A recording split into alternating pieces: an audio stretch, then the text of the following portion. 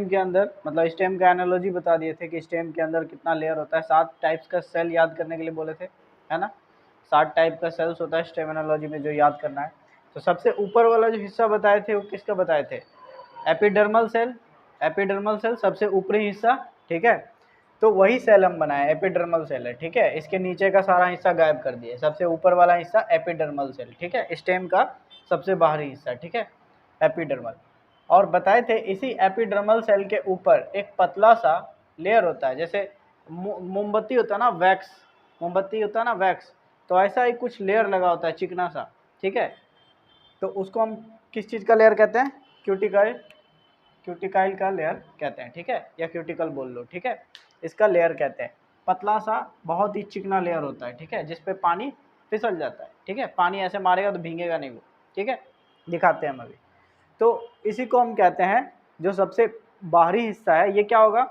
पौधे का स्टेम्स में भी होगा, पौधे के पत्तियों पे भी होगा, ठीक है। किसी में कम, किसी में ज़्यादा होगा, है ना। किसी पौधे में ज़्यादा होगा, किसी पौधे में कम होगा, लेकिन होगा, ठीक है। आया समझ में? अब किस में ज़्यादा कम होता है वो निर्भर करता है, अभी बताते हैं, देखो। तो एक एक पॉइंट समझते जाना। ये जो होता है ये जो होता है पौधे का सबसे आउटर मोस्ट लेयर पे होता है, सबसे बाहरी हिस्सा, ठीक है, चाहे वो स्टेम हो चाहे वो लीफ हो, ठीक है। सबसे बाहरी हिस्सा पे होता है, जैसे कि स्टेम, लीफ या रूट्स में भी, ठीक है, जड़ों में भी सबसे बाहरी हिस्से पे, ठीक है, होता है। आया बात समझ में? अब यहाँ पे एक सवाल और उठता है, अगर रूट में क्यूटिकाइल का लेयर है तो वो पानी कैसे एब्जॉर्ब करेगा? क्यूटिकल का क्या मतलब होता है? हाइड्रोफोबिक, बताए थे ना। क्यूटिकाइल नेचर में कैसा होता है? हाइड्रोफोबिक होता है नेचर में। मतलब ये पानी इसमें एब्जॉर्ब नहीं हो पाता, पानी को ये रिफ्लेक्ट करता है, पानी को एब्जॉर्ब नहीं करता है, पानी से दूर भागता है ना। तो फिर अगर रूट्स में भी क्यूटिकल होगा तो फिर रूट्स पानी कैसे एब्जॉर्ब करता है ना। यहाँ पे सब आता है सवाल, देखते हैं उसको, ठीक है। ये सवाल दिमाग में रखना। दूसरा पॉइंट, एपिडर्मल लेयर, मतलब ये जो बाहर का लेयर है, ये जो बाहर का लेयर है, ये क्यूटिकल से बना हुआ होता है, जो अभी बता रहे हैं जस्ट कि ये क्यूटिकल का जो काला कलर का लेयर बना हुआ है क्यूटिकल लेयर होता है, ठीक है। अच्छा, इसको निकालता कौन है? देखो, क्यूटिकल क्या है? Is a water proof layer, एक वाटर प्रूफ लेयर है। वैक्सी सब्सटेंस, वैक्सी सब्सटेंस का मतलब मोमबत्ती जैसा है, ठीक है। अगर किसी चीज पे, किसी सरफेस पे बहुत ज्यादा मोमबत्ती घिस दो तो उस पर पानी रहेगा, फिसल जाएगा ना पानी, है ना, हाइड्रोफोबिक हो जाएगा। तो वैक्सी सब्सटेंस, और उस वैक्सी सब्सटेंस का नाम है क्यूटीन, ठीक है। क्यूटीन, क्यूटीन सबसे बना है क्यूटिकाइल, ठीक है। वो जो केमिकल है, जिस केमिकल से ये लेयर बना है क्यूटिकल का, वो कौन सा केमिकल है? क्यूटीन, ठीक है। और ये क्यूटीन रिलीज कौन करता है? Epidermal cell. ये क्यूटीन कहाँ से निकलता है? एपिडर्मल सेल से। ये जो एपिडर्मल सेल है, पौधे का सबसे बाहरी हिस्सा वाला सेल, इसी से निकलता है वो केमिकल, जिसको कहते हैं क्यूटीन। और वही क्यूटीन क्या होता है? डिपॉजिट होता है, डिपॉजिट होता है, इसके ऊपर जमा होता है और क्यूटिकल का लेयर बना देता है, जो कि हाइड्रोफोबिक होता है। क्लियर है? चलो, इसका जो लेयर होता है, क्यूटिकल का जो लेयर होता है, वो किसी किसी पौधे में बहुत पतला, किसी किसी पौधे में मोटा होता है। मोटा किस में पाया जाएगा? खास करके ज़ेरोफाइटिक प्लांट जो है, ज़ेरोफाइटिक का मतलब है ऐसा पेड़ पौधा जो डेजर्ट्स में पाया जाता है, जैसे कैक्टस। हमको मिला नहीं, हम ढूंढे यहाँ नहीं मिला, कैक्टस, ठीक है। कैक्टस हो गया, बबूल हो गया, कीड़ हो गया, ठीक है। इन सभी पौधों में क्या होता है? ज़ेरोफाइटिक, इन सभी को ज़ेरोफाइटिक प्लांट्स कह सकते हैं, ठीक है, जो डेजर्ट्स में पाया जाता है। तो इसके बाहरी लेयर पे क्यूटिकल का मोटा लेयर होगा, ठीक है। जबकि यहाँ का जो पौधा होगा उस पे क्यूटिकल का लेयर होगा बहुत पतला होगा। क्लियर है? आया समझ में? तो कैसा प्लांट में मोटा होता है? ज़ेरोफाइटिक प्लांट में। क्यों? क्योंकि वहाँ पे टेम्परेचर हाई होता है। टेम्परेचर हाई होगा तो रेट ऑफ एवोपरेशन हाई होगा, रेट ऑफ एवोपरेशन हाई होगा तो पौधे का पानी जल्दी सूख जाएगा। और डेजर्ट में पानी कहाँ से मिलता है? डेजर्ट में तो पौधा बड़ा मुश्किल से पानी अपना ले पाता है, पोषण, मिनरल्स, वाटर, वो भी एब्जॉर्ब हो जाएगा सनलाइट में, वो भी मतलब कि पूरा का पूरा एवोपरेट हो जाएगा, तो पौधा तो मर जाएगा। इसीलिए उसके बॉडी के ऊपर मोटा लेयर जमा होता है क्यूटिकल का। कभी कैक्टस है ना, कैक्टस को देखना, उसका ऊपर का दो ऐसे करके छीलेगा ना, ऊपर का बहुत मोटा लेयर छीलेगा, तब अंदर में तुमको पानी जैसा दिखाई देगा, वाटर जैसा, ठीक है, पानी जैसा दिखाई देगा, ठीक है। आया बात समझ में? तो क्यूटिकल का बहुत ही मोटा लेयर होता है उस पर, ठीक है। तो जितना भी ज़ेरोफाइटिक प्लांट, याद रखना, ज़ेरोफाइटिक का मतलब है ऐसा पौधा जो डेजर्ट में पाया जाता है, याद रखना, ये आएगा ये सब। ज़ेरोफाइटिक, ठीक है। हाँ समझ सकता है एलोवेरा जैसा, ठीक है। Epidermal cell are elongated and flattened, इसका आकार जो होता है वो लंबा होता है और चौड़ा होता है, ठीक है। फ्लैटेंड होता है, चपटा होता है, ठीक है, मतलब ऐसा आकार होता है, चपटा। आया बात समझ में, ठीक है। एलोंगेटेड एंड फ्लैटेंड, ठीक है।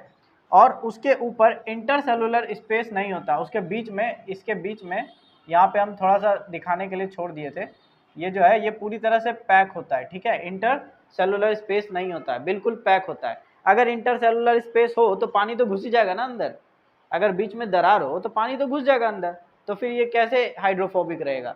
इसीलिए इंटरसेलुलर स्पेस बिल्कुल नहीं होता है। बात समझ। लास्ट पॉइंट देखो, इसका जो मेन फंक्शन है, अच्छा ये जो इसका जो अपना ये एपिडर्मल सेल है, इसका काम क्या होता है, ये सबसे बाहरी लेयर पे क्यों होता है, तो इसका मेन फंक्शन है प्रोटेक्शन करने का, वाटर लॉस से, डेसिकेशन से और इन्फेक्शन से, ठीक है। Water loss, desiccation, infection.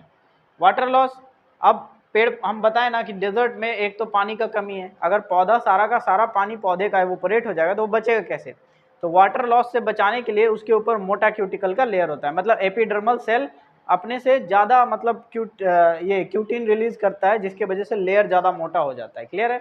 तो पहला नंबर वाटर लॉस से बचाता है। डेसिकेशन और इन्फेक्शन का मतलब हुआ बाहरी परजीवी जो है, ठीक है, परजीवी जो है उसका हमला होगा, फंगस, बैक्टीरिया, वायरस, है ना। तो पौधा तो खुला में रहता है, हमसे ज़्यादा खुला में रहता है ना पौधा, तो अलग अलग मौसम का प्रभाव उस पर पड़ेगा, अलग अलग जीव जंतु का प्रभाव पड़ेगा, बैक्टीरिया हो गया, वायरस हो गया, फंगस हो गया, इन सभी का प्रभाव पड़ेगा ना। तो उससे बचने के लिए ये यूज होता है, मतलब ये जो लेयर है ये उससे प्रोटेक्शन करता है, एपिडर्मल सेल उसी से प्रोटेक्शन करता है। तो ये 2-3 बात क्लियर हुआ। एपिडर्मल सेल जो है वो पौधे का सबसे बाहरी हिस्सा है, ठीक है। बाहरी हिस्सा में ये मत बोल देना क्यूटिकल है, नहीं, एपिडर्मल सेल सबसे बाहरी हिस्सा है। इसी एपिडर्मल सेल से निकलता है एक केमिकल जिसको कहते हैं क्यूटीन।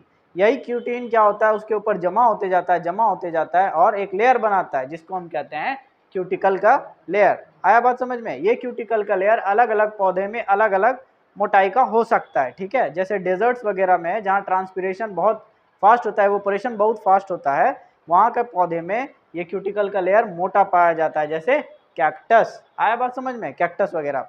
अब जैसे देखो ये, इसमें हम समझाते हैं, देखो इसके ऊपर भी है क्यूटिकल का लेयर। अब यहाँ पे समझने के लिए ये पत्ता बहुत अच्छा है, देखो ये है ना, इस पर पानी मारे ससर गया ना, सब पानी रहा इस पे चिपका, कोई अंदर गया पानी का बूंद नहीं गया ना। देखो कितना भी पानी देंगे ना, ये इस पे चिपकेगा नहीं, सब गिर जाएगा, गिर गया ना।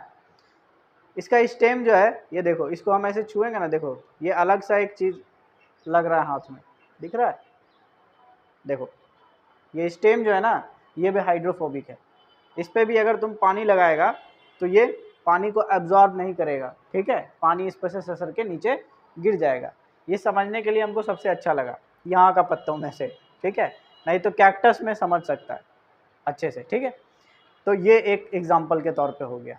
क्लियर हुआ मेरा बात, समझ में आया ये कि इस पे पानी का बूंद मारेंगे भी तो ये पूरा का पूरा नीचे पानी का बूंद चिपका इस पे। एक्चुअली में सारा पत्ता ऐसा ही होता है, लेकिन किसी में कम होता है तो पता नहीं चल पाता, लगे पत्ता गीला है, लेकिन एक्चुअल में पत्ता नहीं गीला होता, उसका ऊपरी हिस्से में ही पानी रहता है, ठीक है। और क्योंकि उसमें क्यूटीन का कम मात्रा है तो उस पर थोड़ा सा पानी रह जाता है ना, ससर नहीं पाता। इसमें थोड़ा ज़्यादा मात्रा है तो इसमें पूरी तरीके से गिर गया ससर के। आया बात समझ में। तो स्टेम में भी होता है, रूट में भी होता है, लीफ में भी होता है। ट्राइकोम,